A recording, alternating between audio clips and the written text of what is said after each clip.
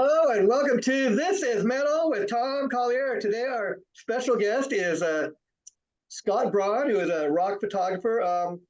I know you and Tom know each other because he's the one that booked today's show. So why don't we start off with how you guys came to know each other? How was that, Tom? It was through a promoter, wasn't it?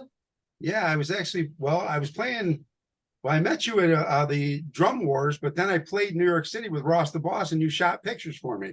Wow. That's right. Yeah. So the Drum Wars was what? The Peace Brothers, right? Sure. Yeah. Yeah. I was there. We got introduced, and then Scott ended up shooting my show in New York City for me. Yeah, that's right. I was Ross the Boss was playing, was a friend of mine, and I got a call from Tom, and I think you came in with a busload of like 100 people to Yeah, we did. Brooklyn. We took over New York City with all the hillbillies from upstate New York. That was crazy, right? Yeah, it was a fun time. So Scott, why don't we start off the beginning of how you first got into photography, and did you always kind of know you wanted to do this, and specifically, in the music industry? You know what? My mother put a little brownie camera in my hands when I was a kid. Okay. So I was just shooting from day one. Wasn't much for studying, just a lot of rock and roll logos on my notebooks. Sure. And then it just started. I looked at all the albums back in the day, the Thin Lizzy, Live and Dangerous, Gatefold, and I was just enamored with that stuff. Yeah, I'm right with you, Scott. I mean, I think me and Tom have had discussions about this where I am such an old school guy that, people listening to this might not know what a record store is. It used to be this place where you'd go and buy your music before everybody bought it online. I miss those days. Like very much like you said, you go out and buy an album. I remember like seeing stuff like all the great albums you mentioned, like Kiss Destroyer, Iron Maiden's Number of Beasts. Seen this as a young lad before I was even a teenager, having no clue what it was, just like, what the hell? I don't know what the hell this is, but it looks so cool. I have to go out and get it, Exactly. Yeah. And then Cream and Circus Magazine. Circus Magazine, I love that. I knew all the liner notes in those albums. I knew all the engineers, the producers, and then it got into the photographers, and Finn Costello was a huge one for me. Let me ask you, because you also bring up another great part of my life, those great rock magazines. We used to have those print magazines, but Circus Magazine was one of the ones that were like my Bible. And it was so sad that as great as they were, just one day they kind of just disappeared, without even much of a warning. I remember like even they had great hard rock and metal acts, throughout the history of Circus Magazine. This is just one publication. But then I remember like seeing like one day one article on like New Kids on the Block. I'm like, okay, this is not what it used to be, Yeah. That's kind of when I stopped. I think right around 1981 or two, I stopped buying them because it was like, and I'm into all music, but Sure. Flock of Seagulls. And then I was like, wait a minute. A couple of years prior, they were having Rob Halford. Remember that Cream cover where he had all that metallic stuff on? Yeah. And so that was the beginning. They brought that back, Yeah, they're trying, right? Yeah, it's kind of vinyl's back. Oh, vinyl, yeah. It never totally went away, but I know you're saying in the last several years, I know people that are buying vinyl, they don't even have a turntable to play it on, but it's like it's just like I'm getting it from my collection. It's a wonderful piece of art. I just want to have it, Yeah. But that's where it all based out of, was as a kid. And then in 76, I went from horror, black and white horror, to Kiss came out, and it just exploded. I see you got on. Then I went real quick from Kiss. I remember in 76, I got Destroyer Rock and Roll Over, and then I saw him at the end of the year. Okay. 76 on the Rock and Roll Over tour. And then within a year going to school, the kids were like bugging me. They're like, Kiss is uncool now. You got to listen to. I remember that. Yeah, back in the day. Yeah. Right? Thin Lizzy, UFO. So then it blew up. Yeah. But I stayed a Kiss fan all the way. Yeah. And so let me ask you, I see you're wearing an Aerosmith t-shirt, and they're getting ready to go on their farewell tour. 50 Yep. years of Aerosmith. Can you believe it? Yeah, I know. I saw them. That was my third concert, was Aerosmith and the live bootleg 1978. You know, they just re-released a lot of their albums, and I got that on CD for the first time, and I just love the way they've kind of repackaged all those albums, and that's a great live album. A lot of people forget just how great of a live album that was. Tom was probably at that show. We've learned becoming friends that he was at a lot of the shows I was at as a Yeah, kid. we'd be talking about it. Yeah, we'd be talking about it. Like we were at the Nugent shows together. I mean, Iron Maiden, all the shows that he went to, he was our, I did too. We were at the same places. The heavy metal Oh, marathon. yeah. We had so much fun. Yeah, Because we're great. upstate. Yeah, we're upstate New Yorkers. So we live right in the middle of Rochester, Syracuse, Binghamton. Wow. So those bands would hit all three cities. Yep. So it was pretty amazing seeing like Priest in a little theater, Yeah. stuff like that.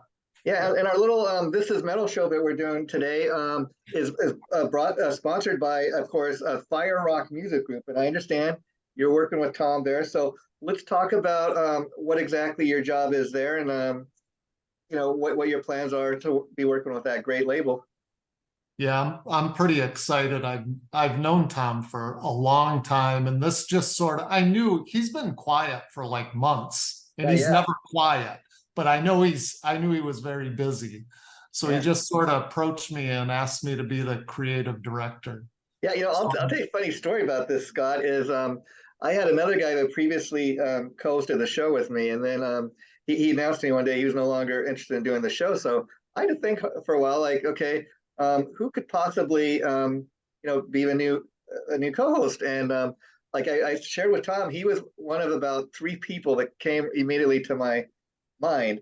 And the funny thing about it is I've done a lot of interviews with him, you know, recently over years about his band Held Hostage. I always found him to be super cool, friendly guy. And very much like you're saying, I find out only after I had asked him that he was, he was a president of the label and all that. And I had no idea at the time when I asked him. And I was so excited that he agreed to be the new co-host before I even knew that. And I didn't even ask the other 2 people. I just thought, okay, you know, it seems like this is working. And I'll never forget from the time he did his first show, which is now about a month ago, you know, the numbers seem to be going up. People seem to like what we're doing. So like I was telling him, I said, I've never been like so right about a decision, you know, in my life. Yeah, he's a fireball, man. Yeah, you never know what he's got cooking in the oven. In fact, what really gave me the urge to ask Tom to do this was he previously asked me, like, you know, it was maybe a little over a month ago, hey, I'm going to do a concert on July 9th, and would you mind interviewing me about that? And so initially, oh, sure, Tom, glad to help out. And I'm thinking it's just going to be me and him. I'm at work and I get this, I get an email, you know, a text message on my phone from, of all people, David Schenkel telling me, oh, Annie B's going to be on the interview today, and this and that. Annie B, what the hell, what are you talking about? and then Annie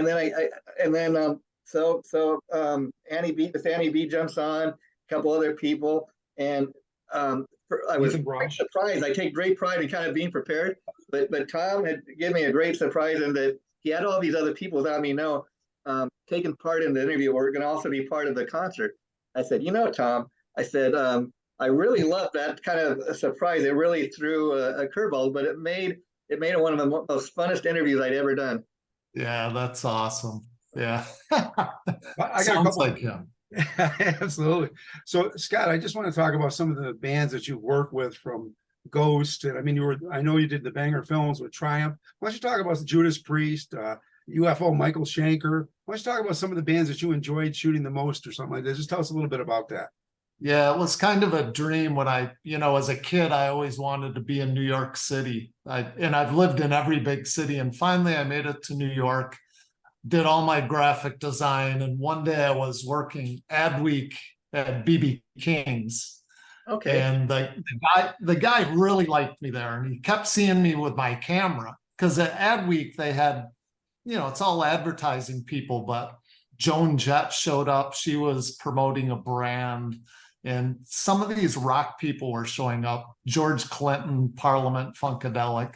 So I started shooting them. And they had all these Getty photographers. So the bouncer really liked me. And at the end of the week, he's like, do you want to stay tonight? I know you like music. He goes, Todd Rundgren's playing with Utopia.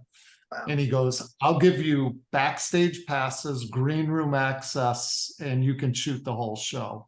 So I shot it. I think I got 3 good pictures, but they were really good. So he hired me, and that turned into, I shot, I think, 197 shows in 24 months. Wow. It was Ace Frehley, UFO, Saxon, was blowing my mind. Wow.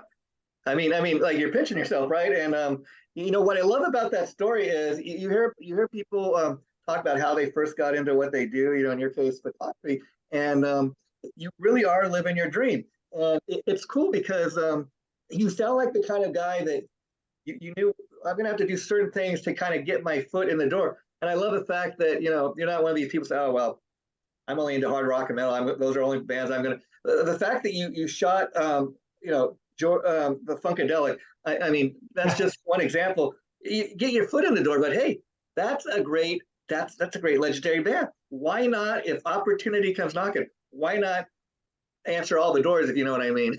They held me to a bar that I had to shoot at least 3 a week if I was going to be their house guy. So it started out, it was all over the place. Like UFO, the next night it was America. Then it was Firefall. Then it was George Clinton. Then it was Buddy Guy. It was crazy. And I mean, Buddy Guy, great legendary guitarist. And what people fail to realize is you get offered a job like that, it is a great opportunity. Why not take it? Because that one job, they may tell their friends and other famous musicians about their great photographer, Scott here, and it may lead to other things. It's a way to get your foot in the door, And that's basically what happened, because then I started going out on my own and getting into other clubs. And then I met promoters. Promoters were introducing me to bands, started doing studio shoots and stuff like that. But it's been a great ride, man. So how old were you, Scott, when you say you did your first professional job, where you got to feel like, okay, this is what I want to do. I've kind of made it. It was probably in my later 30s, believe it or not. It took me a while. Because I was a graphic designer. I was doing photography, but just, on the side. And now photography literally is pretty much graphic arts too. You can kind of bring that into your photography too, because doing different types of projects. Like Tom had posted a photo that, or I don't know if maybe you did, on our Facebook page, that you're taking them at Dictators, and that is I just love the photo. It kind of says this is the band, the Dictators, and I love the fact that you put the name of each band member under the guy. And that is so cool, because people that might just be an average Dictators fan might not know the name of the drummer is Albert Bouchard, or they might not know the guitar player is Ross DeBoss. I cannot tell you how many times when I used to do old school interviews, like over the phone, I go on people's Facebook page and they had either the crappiest of photos or not the greatest of photos at all, or they didn't even list the names of the band members. So it's like, how do I know if I'm even getting the right guy's photo? Yeah. You know who Ace Frehley is, though, when you see that. Sure. Yeah. Yeah. That was a dream, too. I think maybe the 20th concert was when Ace Frehley kind of got his shit back together, and he did, what was the first album? Space Invader, the newer. Yeah. So I didn't shoot him till then, but he came in, and Richie Scarlett loved me. So he would hire me for every show on the side to go backstage, and I was in the green room with Ace, and that blew my mind because I was such a Kiss fan. I bet. Wow. So let's talk a little bit about what you're doing with the label. Any chance that you'll be involved with any of the album cover art design, or will you be strictly doing photography?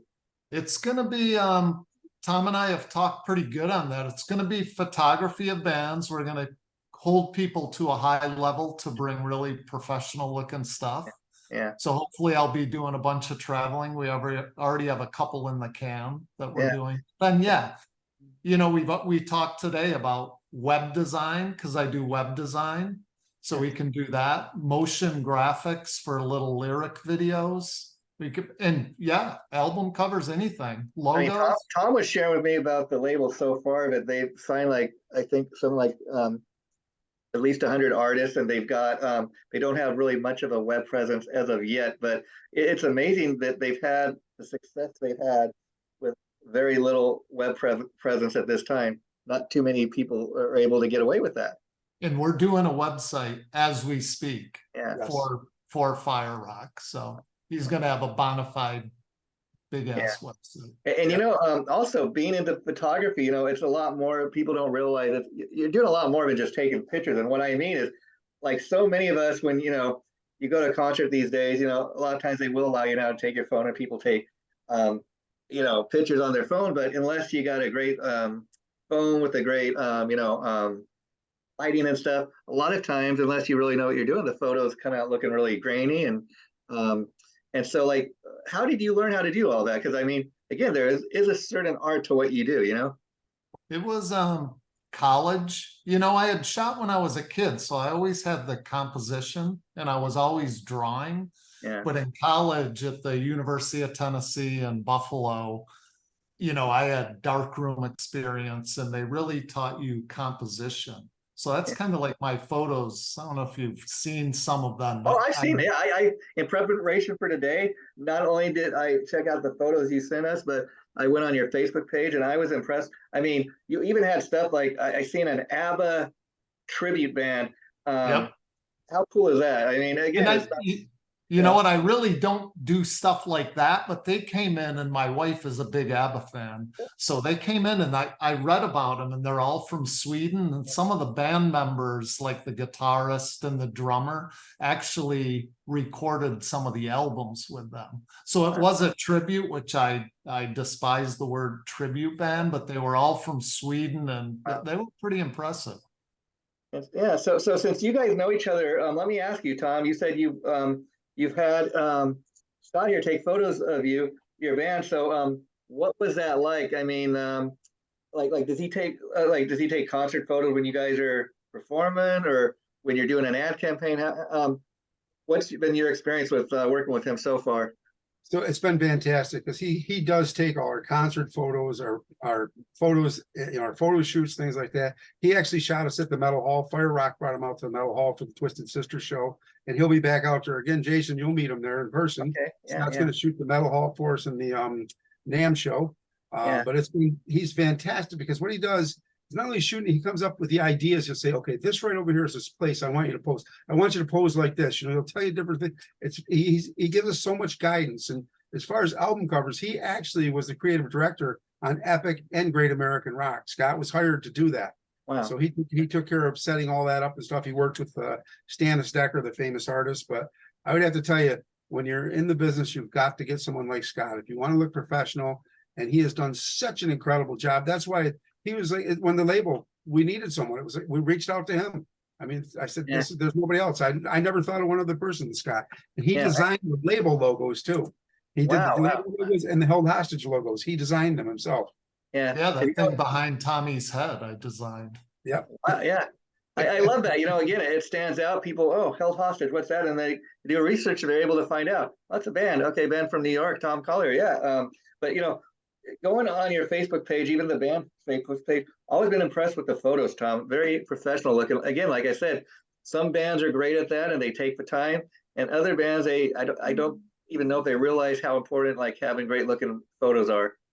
Oh yeah, it's very important. And that's one thing that at first I didn't realize it, but after work, the first time I worked with Scott, I was like, seeing his photos, like, we can't have anybody else. I mean, that's what you got to do. Once you raise the bar, you can't step back. You know, you got to continue going up. And he's been just incredible. He's been a great friend to us, and he works with the band. He comes to our shows. He's so accommodating to us, I have to say. I mean, when he was in New York City, he would drive out and shoot for us. Yeah. And you know, with the internet and everything, you guys today, it's very different than when we were growing up. I mean, I talked to a couple of photographers before, and they tell me, like, back in the day, a lot of people did not know about the importance of copywriting your stuff and all that. And I see, like, you know, you got Scott Braun Media, so I'm sure that's how you go about doing that, protecting your property, you know, making sure you get paid for it. And other people don't go out and use it. So how did you learn about that, Scott? Because it's very important. Yeah, really, you know what? In the programs like Adobe Lightroom, because after you shoot the photos, to really make them pop, you've got to go in and post process, and you've got to crop them. You've got a little bit of color correction. Then you've got to watermark them so nobody steals them. And then on the back end, which people really don't know, you metadata them. So you put a tag that's written in there that it's copyright for you. Because yeah, a lot of people, they can just grab stuff off the internet. Yeah, as a photographer, like when you're shooting a particular band, how involved are you in like the posing? What I mean is, like, do you have somebody tell you like, hey, I'm the lead singer, I gotta always be at the front of the picture, or these two guys don't really need to be seen. You ever have any Not really. When I get hired and I'm in the pit, I pretty much, usually only get the first 3 songs. So Okay. you've got to be really quick in there to capture everybody. And you like to get a drummer, you've got to get the drummer as well. And to get a stop motion of the drummer, you've got to be quick, and you've got to get that pose. So it really is an art, because 3 songs, and if you have 5 or 6 other photographers in there battling with you, Yeah, it gets a little tough. But no, maybe sometimes in the studio when I shoot bands, one person, if they're really the lead man, I'll give them a little more love. But yeah. everybody deserves it. Oh, sure. I didn't know, sometimes like if you were given that freedom, kind of go in and just shoot. And then when you're doing these concert photos, like you had mentioned that you'd done the drum wars. I always love those guys, Vinny and Carmine. I've interviewed Carmine about 2 or 3 times. Always been a super cool guy. What I dig about him is both him and Vinny are very physical players. And I mean, like Carmine told me, there's typically 2 types of drummers. Guy who just kind of sits in backstage and keeps time. And he's like, I'm a real physical player. I like any band I'm in, I try to bring, my concept is to bring the drummer to the front of the stage, if you know what I mean. And so when you got 2 powerhouse drummers like that, and they're the main feature, that night in the concert, which is kind of a different type of event than your typical rock concert. What is that like? I mean, going between the 2 guys, That was amazing, because they're both so. I think Vinny's one of my favorites, because that era of Black Sabbath, he was just such an animal. So I had to bring myself up. But I must admit, I love the Rod Stewart "Blondes Have More Fun" with Carmine. For some reason, I like the "Do You Think I'm Sexy" stuff. Yeah. So I was shooting much more of Vinny, and then I woke myself up, and I was like, I went over to Carmine and got some great shots of him. But that was an experience, because 2 drummers. Yeah. There really wasn't anything else. They were just going at it. Like it's almost like the band is in the background, which is not the typical type of situation. And like you said, it's hard enough to get 1 drummer, let alone 2 powerhouse drummers. And anybody that knows those guys, ever met them, or just are fans of what they do together, they've got their those drum war concerts, not just a kind of a drum battle, but they also kind of throw in their sense of humor, and it's also kind of and then you got this whole thing with it's a piece, no, it's apathy. Yeah, they went off on that. And you know what's cool about it? After I shot them, gave them all the photos, and Vinny called me like a week later, and he said, Scott, I want to use like 3 of your photos for endorsements for DW drums. And he said, what do you need? So we worked out a deal, little monetary deal, but that's the type of guy he is. Did he need to call me? No, but he just stepped up and called me, and we made I mean, in a situation like that, I guess he realizes that you're just as much a professional at what you do as he is a professional drummer. So he has that common courtesy. And maybe you've encountered guys who didn't, and you'd still be honored if they used your photo. But how nice it is to at least be asked, right? And when you get that message from Vinny Appice, you're like, okay, you answer. Today's a good day, man. Yeah. So have you ever, I think you said, have you ever done any album covers? And how's that different than just shooting a You know, your typical. Really, I've really not too much album covers, because truthfully, in my opinion, there's so many people better at illustration than Sure. I am. Okay. But I do a lot of art directing, so I'll get asked to do that, and then I will just be the segue to my illustrator who will create it. But I've done millions of posters and logos, and you kind of pick what you're best at in your wheelhouse. Yeah, yeah. Yeah. Yeah, I think Triumph, Triumph, that's one of those bands I always loved too. Rush, I mean, Triumph was almost as big as Rush like in the 80s, but people seem to have forgotten about them until the movie, Yeah. Yeah, they were a different kind of big, but like Tom knows this, growing up here in upstate New York, we're so close to Canada. Yeah. Back in the day, you would hear Pat Travers, Triumph, Rush. That stuff got so much radio play, even when like the Helixes came out and that stuff, it got a ton of play. So that one kind of landed in my lap for the documentary. A promoter, the promoter of Judas Priest, called me and he said, I know you're close to Canada and you love Triumph.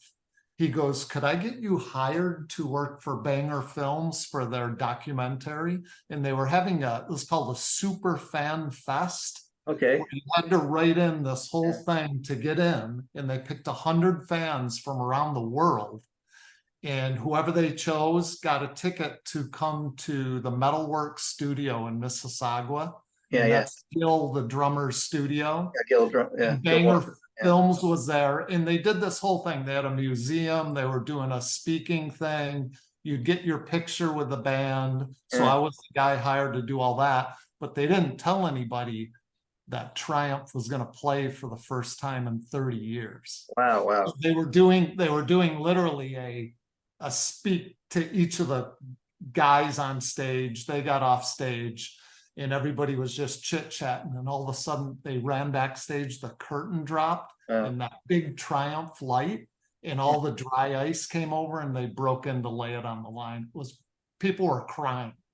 So you ever, you got a lot of great stories, Scott, and I'm sure we could have you back, because I'm sure we only just touched the surface. But let me ask you, you ever show up for a gig and like just everything went wrong, or anything could possibly go wrong? It did.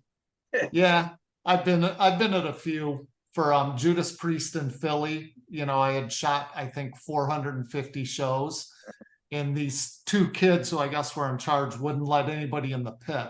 So they put us all the way in the back by the stage gear. So I didn't even shoot a shot. I just left the concert. And there's been a ton. Jimmy Vaughn, almost his road crew was basically, Scott Braun, we're going to throw you in the road case and take you back to Texas. They were angry because I was backstage shooting his guitars. Wow. But yeah, you know what? Overall, I got to say, everybody in that industry is fairly cool. Yeah. And if you get an all access, which I do get quite a bit, I just had one for Halloween and Hammerfall in New York City. Wow. That's when you get to shoot the whole show. You're backstage, you're dealing with the tour managers, and those are sweet tickets. And you must have moments where you're just kind of shooting, and then after the fact, you go home and you check and look at what you got, and you're like, wow, I didn't even realize I got such a great shot, or look at this, or I was just taking the picture. Wow, I was even. It's always I'm always the type of guy where I worry, because my end result is I got to please my people, right? Yeah. So even when I worry until I get home and put that card in the computer and the photos come up, then I relax, and then I always get a bunch of shots. I'm pretty lucky, and I don't overshoot. Like, I'm not like bam, bam, bam. Yeah. I've been in music my whole life, so I kind of like, I remember when Accept played, I knew every note. And when Wolf Hoffman, I knew he was going to do this. And I just hit him. So I don't overshoot. I shoot maybe 200, 250 shots per show, which really isn't that many. And I usually get the magic 50, you know? Yeah. Yeah. Wow. Have you ever thought about putting out a book? I mean, you see like guys like Neil Zellweger and other photographers, and then Mark Weiss is another one. I mean, I bet you got a pretty good collection of just what you've done alone, a little bit you've talked about today.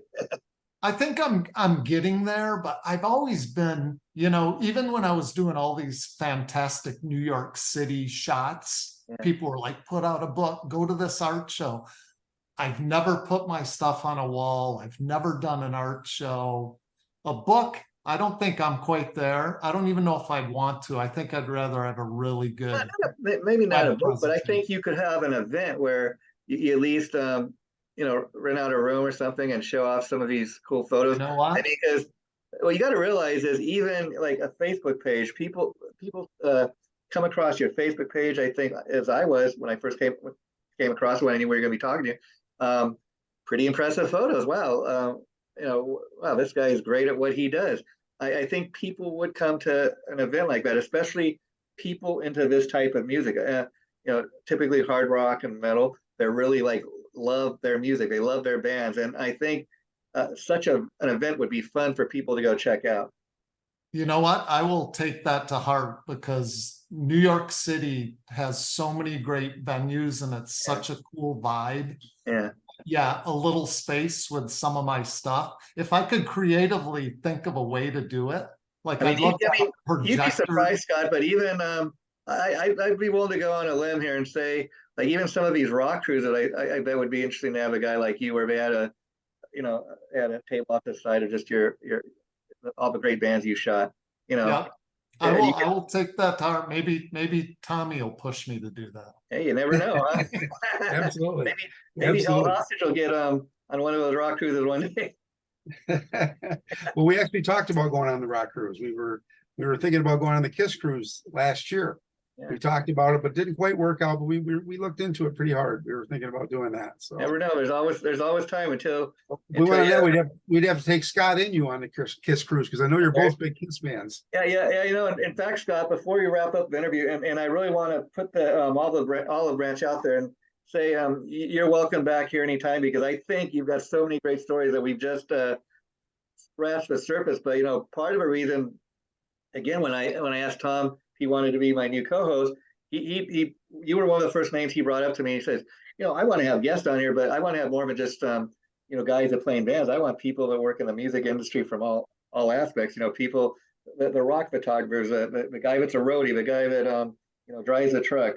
Because we're going to have all kinds of people on there, and so you're the first one of those type of guests, and I think this is a good blueprint for when we have people like that come on, what, you know, how to do it. Right on. And he yeah, he approached me a month or so or whatever ago and asked me that. And at first I was like, huh? And then I'm like, you know what, that might be fun, man. So I'll tell you I what, appreciate it. as we sit here, an idea just popped in my head. If you guys are interested in this, as the label starts to kind of you know, release stuff, I'd like to have Scott come back and, you know, maybe talk about what you guys are working on there and Absolutely. bands he's working with. He could tell those stories and that. Yeah, because there's a lot of stuff happening. We definitely got to have Scott back on. Like he could have his own segment, you know, when he's ready to come back on and talk about whatever. Right on, anytime. I'm ready. And I think this the FireRock's gonna be a good little ride. He's already got me lined up with a couple of out-of-state trips for studio stuff. So yeah, I mean it's amazing since I brought Tom on as a co-host and even just because before we weren't sponsored by anybody, and it's amazing just the difference that make. I mean, he told me since he started doing the show that all kinds of people are emailing him who've seen episodes of the show with him, just asking stuff about this show and the label. He's like, I can't believe how many people are checking it out. You even kudos to Tom, man. I mean, really. I told him the other day because I've been following Held Hostage. I go, now with FireRock in this show, I go, you're creating another business model for yourself. Oh, sure. And what I love about it is the fact that it's not just a guy in a suit who hasn't been in the music industry, who has never played in a band, just a guy trying to get rich signing these bands. This is a guy that's actually lived the life. He's a musician and he's giving other bands an opportunity, you know, and he's kind of lived the life, so he knows what that's like. Yeah. Thank you guys. Tom Collier. Well, this has been a great episode. Anything else you guys want to say before we wrap it up for today? No, I'm just so happy that Scott came on board. I'm glad we brought him on the show. And I think a lot of people are going to find out even more about Scott as the label grows. He's one of the guys. He's going to be running the creative division, creative art division, and I think he's such a big asset. And I'm just happy he came on, Scott. Yep, and I appreciate you guys, man. Okay, well, thanks so much, Scott, for this, and we definitely are going to have you back. And the interview we just did, I predict it's going to go probably within the next 2 weeks. Once Tom and I have a date for that, we'll let you know, and check it out, and please share it on wherever you like to share. We're all about that. Right on. Up the hammers. Take care. See you guys. Great meeting you, Scott. It was a lot of fun. Okay, over now, Tom. Take care. See you, Tommy. Bye-bye.